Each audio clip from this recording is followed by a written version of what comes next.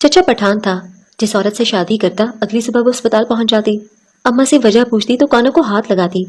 चौथी बार अम्मा ने कचरा चुनने वाली को 10,000 देकर राजी कर लिया और चचा के कमरे में भेज दिया। मैं भी खिड़की से छुपकर देखने लगी। मेरे होश उड़ गए। चचा, मेरा ताल्लुक पठान खानदान से है। मेरे घर में मेरे चचा की शादी की तैयारियां चल रही थीं।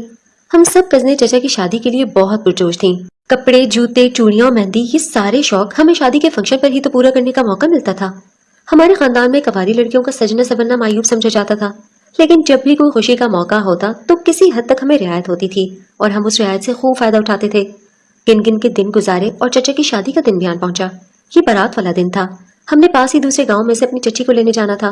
नई दुल्हन चची को देखने का बड़ा शौक था। सुबह के वक्त सब अपनी तैयारियों में मगन थे। सब खुश नजर आ रहे थे, मगर मेरे दुल्हा चचा किसी भी काम में हिस्सा नहीं ले रहे थे। लग ही नहीं रहा था कि उनकी शादी है। बारात जाने का वक्त हो गया मगर वो अभी तक तैयार भी नहीं हुए थे। मेरी पुपियों ने मिन्नतें करके उन्हें तैयार होने का कहा, फिर जाकर वो तैयार हुए और यूं हम दूसरे गांव दुल्हन को ब्याने पहुंच गए। चचा का निकाह हुआ। बाकी सारी रस्में अदा करने के बाद हम चची को घर ले आए। उस सारी तकरीब में मैंने चचा को कभी मुस्कुराते तक न देखा। यूं लगता था जैसे किसी ने जबरदस्ती पकड़ कर बिठाया हो, बल्कि वो इस शादी पर खुश ही नहीं हो। घर वापस आए तो फिर से रस्मों का तवील सिलसिला शुरू हो गया। हम बच्चे तो सो गए, पता नहीं कब ये सिलसिला खत्म हुआ होगा। सुबह जब उठे तो सबसे पहले दुल्हन चची को देखने का दिल चाहा। मैं चचा के कमरे में गई तो वहाँ चचा अकेले सोए हुए थे।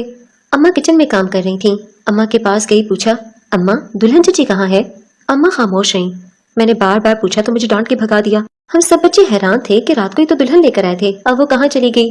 घर में सब परेशान थे सिवाय मेरे चचा के। वो बहुत मुतमईन और पुरसुकून थे। उनके चेहरे से ऐसे लग रहा था जैसे कुछ हुआ ही नहीं, मगर घर वालों को देख के लगता था कि कोई कहानी जरूर है। 2 साल पहले भी चचा की शादी हुई थी। अगली सुबह वो वाली दुल्हन भी हमें नजर नहीं आई थी। पता नहीं चचा की दुल्हनें कहाँ चली जाती थी और फिर कभी आती भी नहीं थी। चचा की शादी के 5वें दिन दुल्हन चची के घर वाले हमारे घर आए। हम सब एक ही कमरे में बैठे थे, मगर हम बच्चों को कमरे में ना बैठने दिया गया। हम भी कहाँ सुधरने वाले थे। कमरे के बाहर जाकर छुप गए और सारी बातें सुनने लगे। दुल्हन चची के घर वाले तलाक का मुतालबा कर रहे थे। वो लोग कह रहे थे कि हमारी बच्ची को इंसान न समझे सालिम ने। इस कदर खौफजदा है कि वो कुछ बोलने और बताने से भी कासिर है। कुछ बोल ही नहीं पा रही। 2 दिन से अस्पताल में पड़ी है। डॉक्टर कहते हैं कि परेशानी और डर की वजह से इसके दिमाग पर गहरा असर हुआ है। हमारे घर वाले खामोशी से उनकी बातें सुन रहे थे। हम कमरे के बाहर कान लगाकर बातें सुन रहे थे कि चचा आ गए और हम वहां से भाग गए। चचा अंदर गए तो क्या बात हुई पता नहीं, लेकिन अम्मा बताती हैं कि चचा ने चची को तलाक दे दी। इस तरह चचा की दूसरी शादी भी पायदार साबित न हुई और चंद दिनों में खत्म हो गई। मगर इस बात से चचा पर कोई असर नहीं हुआ था। वो वैसे ही खुश थे जैसे पहले होते थे, लेकिन पता नहीं क्यों जब भी उनकी शादी की बात आती तो वो गुस्सा करने लगते। उनका मिजाज खराब हो जाता। इस वाकये के चंद साल बाद फिर से चचा की शादी की बातें होने लगी थी। चचा ने कभी भी दिलचस्पी नहीं दिखाई थी। जब कोई ऐसी बात होती तो वो उठकर चले जाते। अब मैं भी बड़ी हो गई थी, लोगों के रवैये और अंदाज खूब समझने लगी थी। शादी के नाम पर चचा का रवैया बहुत अजीब लगता था। बाकी मर्द जैसे शादी के नाम पर खेल उठते हैं वो बुझ जाते थे। ऐसे लगता था कि वो शादी नाम से ही नफरत करते हैं, उन्हें शादी में कोई दिलचस्पी नहीं है। लेकिन हमारे घर में ये चीज किसी को नजर नहीं आती थी। मेरी दादी और पुपियां हर दूसरे साल मेरे चचा की शादी के लिए कमर बांधे खड़ी होती थी। इसमें उनका भी कसूर नहीं था। वो भी चचा को बसा हुआ देखना चाहती थी। चचा के लिए रिश्ते की तलाश फिर से शुरू हो गई थी, क्योंकि चचा की पहले 2 शादियां टूट चुकी थीं, तो इसलिए रिश्ता मिलने में थोड़ी मुश्किल हो रही थी। दादी और पुपियां कई घरों में चक्कर लगाईं, मगर कहीं से भी हाँ नहीं हुई। फिर एक रिश्ता कराने वाली ने दूसरे शहर में चचा के लिए लड़की ढूंढ ली थी। चचा शादी से मुसलसल इनकार कर रहे थे, लेकिन उनकी किसी ने नहीं सुनी। हमारे घर वाले लड़की वालों के घर गए और चचा का रिश्ता पक्का करके आ गए। यूं फिर से चचा की शादी की तैयारियां शुरू हो गईं। इस बार चचा की शादी की खुशी से ज्यादा हम ये देखने के लिए पुरजोश थे कि ये वाली दुल्हन रहेगी या वो भी दूसरे दिन चली जाएगी। चचा की शादी के दिन करीब आ रहे थे। शादी की तैयारियां उरूज पर थीं और सब अपने कामों में मगन थे। चचा सारा दिन घर नहीं आते थे। वो बस रात को घर आते, खाना खा के सो जाते और सुबह सुबह काम को निकल जाते। शादी में उनकी दिलचस्पी बिल्कुल भी नहीं थी। इस वाली शादी पे घर में भी कोई खास खुश नहीं था, क्योंकि सब फिक्रमंद थे कि कहीं ये शादी भी खत्म न हो जाए। घर में गहमा गहमी बिल्कुल भी नहीं थी। घुटन से तो माहौल लग रहा था। देखने में तो सब शादी की तैयारियों में बढ़ चढ़कर हिस्सा ले रहे थे, काम कर रहे थे, मगर सबके चेहरे बुझे बुझे थे। सोमवार का दिन था। 3 बजे चचा की बारात जानी थी। घर मेहमानों से भरा पड़ा था। हम सब तैयार हो गए थे, मगर चचा का अभी तक कोई पता नहीं था। घर में सब परेशान थे। चचा का नंबर भी बंद था। मुझे तो घर वालों पर गुस्सा आ रहा था और चचा के लिए बुरा लग रहा था। आखिर वो चचा की शादी करवाना क्यों चाहते हैं जब चचा नहीं करना चाहते? क्यों उनके साथ जबरदस्ती कर रहे हैं? ना तो खुद परेशान हो, ना उन्हें तंग करें। मगर ये गुस्सा बस मैं दिल में ही कर सकती थी। घर वालों के सामने कुछ बोलने की इजाजत नहीं थी। मेरे अब्बा मेरे चचा को लेने के लिए चले गए और करीब आधे घंटे के बाद वो चचा के साथ घर में दाखिल हुए। उन्होंने चचा को कहाँ ढूंढा, घर आने के लिए कैसे मनाया, ये सारी कहानी या अब्बा जानते थे या चचा। बाकी घर वालों के लिए इतना काफी था कि वो आ गए थे। यूं हम बारात लेके चची को लेने पहुंच गए। 3 گھنٹے کا فنکشن تھا، اس کے بعد ہم دلہن کو لے کر گھر لوٹ آئے۔ اس بار کچھ زیادہ رسمیں ادا نہیں کی گئی تھیں، اس لیے رات کے 10 بجے تک فنکشن ختم ہو گیا۔ مہمانوں سے گھر خالی ہو گیا، سارے گھر والے تھک چکے تھے، وہ بھی سونے چلے گئے، مگر مجھے تجسس سے نیند نہیں آئی۔ میں جاگتی رہی کہ آخر رات کو ایسا کیا ہوتا ہے کہ راتوں رات ہی دلہن غائب ہو جاتی ہے۔ میں رات کو کئی بار چچا کے کمرے کے چکر لگائی، مگر مکمل خاموشی تھی۔ رات کے تقریباً 1 بجے گھر میں شور سے میری آنکھ کھلی تو کمرے میں کوئی بھی نہیں تھا۔ میں نے باہر جا کر دیکھا تو سارے گھر والے چچا کے کمرے کے باہر جمع تھے۔ اندر سے دلہن کی چیخوں کی آوازیں آ رہی تھیں۔ میرے ابا چچا کو دروازہ کھولنے کا کہہ رہے تھے، مگر دروازہ نہیں کھلا۔ آخر ابا کندھے کے زور سے دروازہ کھولنے لگے۔ اب دلہن کی چیخیں تھم چکی تھیں۔ 5-6 بار کی کوشش کے بعد جھٹکے سے دروازہ کھلا اور ابا اندر چلے گئے۔ ہم نے دیکھا تو دلہن کمرے میں بے ہوش پڑی تھی، چچا آرام سے بیڈ پر بیٹھے تھے۔ چچی ابھی تک شادی والے کپڑوں میں تھی اور زیور بھی پہنے ہوئے تھے، نہ تو کسی قسم کے تشدد کے نشان تھے۔ یہ چچی بے ہوش کیسے ہو گئیں، یہ سمجھنے سے سب قاصر تھے۔ ایمبولینس کو بلایا گیا اور چچی کے گھر والوں کو فون کیا، وہ بھی آ گئے، اور یوں ہماری تیسری چچی بھی ہسپتال پہنچ گئی۔ آخر اس کے پیچھے کیا راز تھا؟ کمرے میں ایسا کیا ہوتا تھا؟ کیوں ہر آنے والی دلہن ہسپتال پہنچ جاتی تھی؟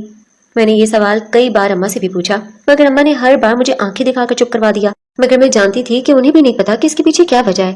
اس بار بھی چچا کی شادی نہ چل سکی اور طلاق ہو گئی۔ اس کے بعد کسی نے چچا کی شادی کی کوشش نہیں کی اور نہ ہی نام لیا تھا، کیونکہ سب جانتے تھے کہ اب کسی نے رشتہ نہیں دینا۔ دادی چچا کے لیے پریشان تھی، محلے میں طرح طرح کی باتیں ہونے لگی تھی۔ چچا کے اوپر کئی طرح کی باتیں کی جاتی تھی، مگر اس کا اثر چچا پر نہیں ہوتا تھا۔ ایسا لگتا تھا کہ ان کی مراد پوری ہو گئی ہو۔ جہاں میں اس بات سے انجان تھی کہ آخر کیا وجہ ہے کوئی بھی دلہن نہیں ٹکتی، وہیں گھر والے بھی اس بات سے انجان تھے۔ میری ماں کو تجسس ہوا تو وہ اس بات کی ٹوہ میں لگ گئی، آخر کیا وجہ ہے اس کے پیچھے؟ کئی بار دادی سے بھی پوچھا، مگر انہوں نے بھی لا علمی کا مظاہرہ کیا۔ چچا سے پوچھنے کی ہمت کسی میں بھی نہیں تھی، لیکن میری ماں نے بھی ٹھان لی تھی کہ وہ معلوم کر کے رہیں گی کہ اس کے پیچھے کیا راز ہے۔ ایک روز ہمارے گھر کچرا چننے والی آئی، وہ بھی ہمارے گھر ہونے والے واقعے سے واقف تھی۔ اماں سے پوچھنے لگی کہ ایسا کیا ہے جو تمہارے دیور کی ایک بھی بیوی اس کے ساتھ نہیں ٹکتی۔ میری ماں نے کہا کہ مجھے نہیں پتا۔ وہ تنزن کہنے لگی، گھر میں ہو اور پتا بھی نہیں، اب بنو مت۔ میری ماں کو غصہ آ گیا اور بولی، اگر اتنا ہی شوق ہے جاننے کا تو خود ہی جا کر پتا کر لو۔ اس بات پہ وہ اماں سے خوب لڑی اور میری اماں نے بھی اسے خوب سنائی، اور وہ بڑبڑاتے ہوئے گھر سے چلی گئی۔ کچھ روز بعد پھر وہی کچرے والی ہمارے گھر کچرا لینے آئی۔ یہ جو کچرے والی ہوتی ہیں یا بڑے شہروں میں صفائی وغیرہ کے لیے رکھی جاتی ہیں، یہ غیر مسلم ہوتی ہیں، وہ بھی غیر مسلم تھی۔ وہ آئی تو اماں نے اس سے کوئی خاص بات نہ کی، تو وہ اماں سے اپنی باتوں کی معافی مانگنے لگی، اور اماں نے بھی اسے معاف کر دیا۔ میں نے اس کچرے والی کو کہتے سنا، وہ کہہ رہی تھی کہ میں باتیں اگلوانے کا فن خوب جانتی ہوں۔ میری اماں نے ہنستے ہوئے کہا، اچھا تو اگلوا کے دکھا میرے دیور سے کہ اس کا گھر کیوں نہیں بستا۔ اس بات پہ وہ اماں کا چہرہ تکنے لگی اور بولی کہ دو گی 10,000 اگر یہ کام کر دیا تو۔ میری اماں سوچ میں پڑ گئی، وجہ جاننے کا جنون تو پہلے ہی سر پر سوار تھا اور اب موقع بھی ہاتھ میں تھا۔ اماں یہ موقع بالکل بھی نہیں گوا سکتی تھی اور فوراً حامی بھر لی۔ میری پھپھو کی بیٹی کی شادی تھی، چچا کے علاوہ سب گھر والے جا رہے تھے، مگر میری ماں کی طبیعت خراب ہو گئی اور مجھے بھی ابا نے ان کے ساتھ رکنے کا کہہ دیا۔ لیکن میری حیرت کی انتہا نہ رہی جب سب کے جانے کے بعد اماں بالکل ٹھیک ہو گئی، اور شام کو اماں نے اس کچرے والی کو بلا لیا تو مجھے پتا چلا کہ یہ سب ایک بہانہ تھا۔ اصل وجہ گھر میں رکنے کی چچا سے راز اگلوانا تھا، یہ معلوم کرنا تھا کہ آخر ان کی شادی کیوں نہیں چلتی، ساری دلہنیں شادی کی پہلی رات کیوں ہسپتال پہنچ جاتی ہیں۔ اس کچرے والی کو اماں نے چچا کے کمرے میں بٹھا دیا۔